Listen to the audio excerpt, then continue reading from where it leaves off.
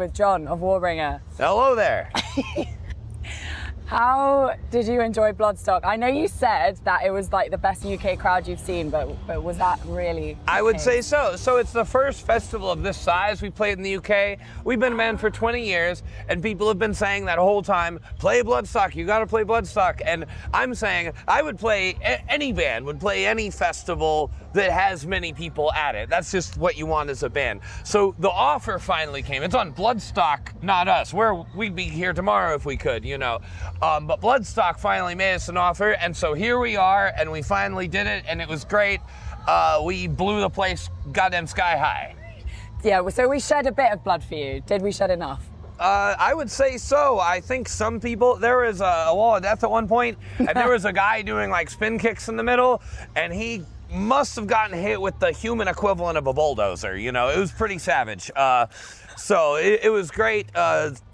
They started moshing before we got to the first beat. We were still in the build-up of the first song and they're moshing. So when I see that, I'm still off the stage at that point. I'm like, okay, it's gonna be good. These guys want to bring the war. It's here. That's it. You know, truth in advertising. Big red spiky logo, band's called Warbringer. It pretty much describes what we do. We're gonna blow shit up.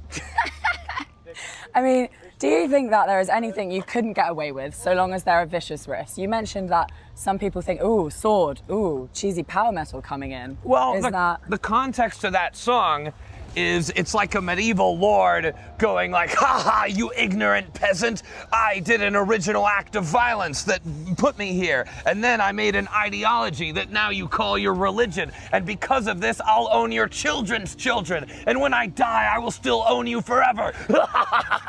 And that to me is actually true when we look at, you know, wealth inequality in the modern world. It's actually worse than the feudal period. There's studies about this as well that will back it.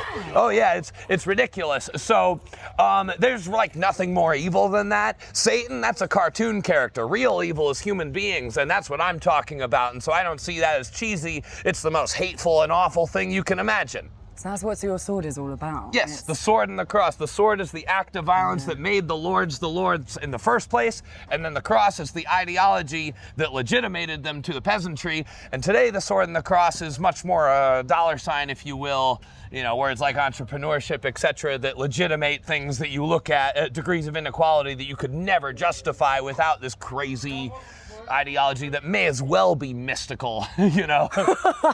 So that's what that song's about, is that, you know, there's still lords and peasants, and those who like to think we're in a free country, someone in a tall banking tower is laughing at them like a film villain. And instead of laughing back at them, you're licking your sword and brandishing I'm just pissed, yeah. I'm just fundamentally pissed. I'm a peasant, so, you know, I'm an angry peasant is what I am. You said previously that you're a minimum 4.5 out of 10 pissed all the time. Is that still true? Correct. I am actually furious right now. Oh. And I'm just suppressing it for the purposes of this interview so that I can be somewhat reasonable. Okay, so you don't want me to ask what's making you so furious? Is it just the general state of everything? General state of everything, I think, is if you're not furious at the general state of everything, I think you're a fool. Oh, yeah. Yeah, so that's what I think about that. That's why we all have to come here and do a wall of death when you tell us to it's a good bring out. It's a good outlet. Yeah. We don't fix anything, but that's because we don't have the power to do so, which is why I continue to be at least 4.5 pissed. But at least it gives us something to make ourselves feel better, which is necessary to continue our lives with some semblance of decency. Now, granted, I'm still like a pay pig for the banking system because I desire to like live with my wife in a house and all that. In the swamp?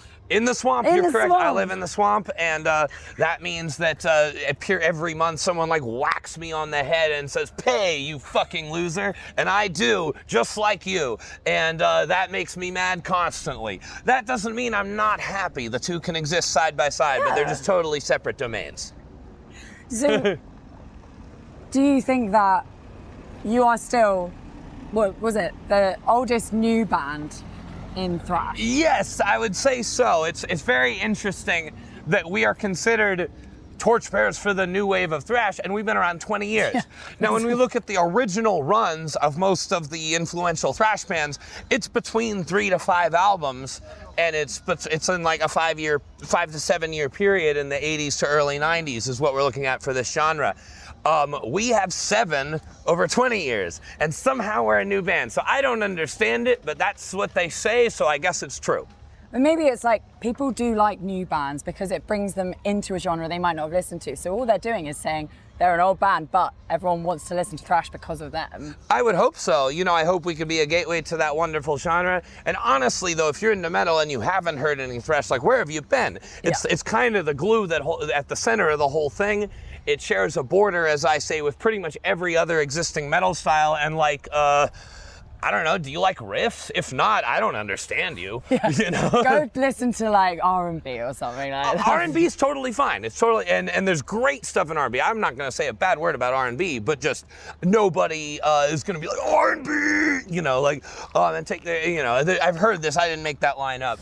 Oh. But I heard that's, and it's just cool to like play such a aggressive form of music on stage. It really translates there because you're just you're just a force of raw destruction. And one thing to know about our set is after the intro finishes, there is no tracks, there is no click track in our ears, there is nothing but a band playing, nothing whatsoever. And we're very proud of that because that's actually quite rare in this day and age. Well, it is. And you don't need the gimmicks though. Like you may have brought a sword, but that's just like. That's our one. So 20 years in, that's the first gimmick I've used, and it does pertain to the song and it's cool. But anyway, yes. So you got me there.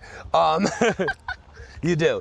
But generally speaking, it's a very gimmick-free band, and it's just raw and in your face and destructive.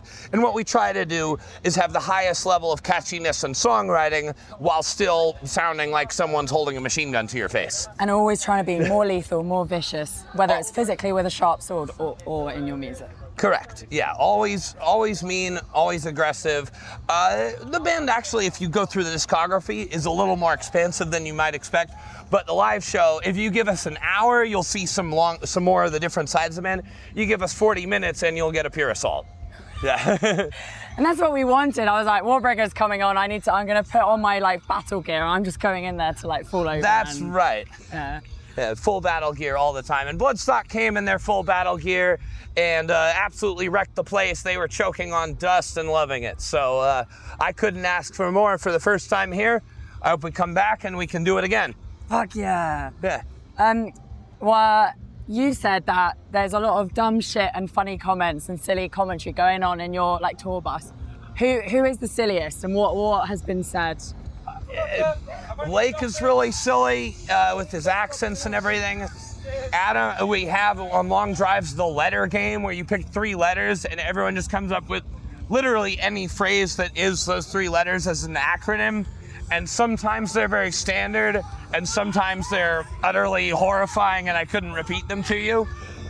Beep out. But generally, everybody's a pretty silly dude in this band. You wouldn't necessarily know it from the stage persona, but like, you know, we kind of get the aggression out and we're pretty jolly most of the time, which a lot of people have commented that they wouldn't expect me to be as jolly as I am, but no, I'm happy to be here and playing metal, so why wouldn't I be? Oh yeah, exactly. Like you're living the dream, and yeah. Now, even when I'm jolly, I'm still at least somewhat pissed, but that we discussed that. Yeah, we've got that. I've got 4.5 minimum everywhere. Minimum, right now. Yeah. Can you show me your best mosh face? Something like that. I can't make the face without doing it. That's true. It wouldn't be a mosh face. No, it is the signature thing is the completely disorganized stomp. I'm a terrible dancer, but that actually works to your advantage because if it looks just like random and chaotic, that suits perfectly. Yeah. No one should look like they're in time or know what they're doing. Well, I'm in time with the vocal, but I can't get my feet to do it, so they don't. No, like straight up, I'm trying to make it so like I can feel the vibration on the stage where I'm like, I'm not stomping hard enough. I believe the people out there in the 100th row or whatever can tell. Like they can feel it. They won't know, but they'll feel it. Like the difference between a guy who is actually going apeshit and a guy who's trying to look like they are. And then just walks it off afterwards. Like, yeah. Indeed. Oh, amazing. Thank you.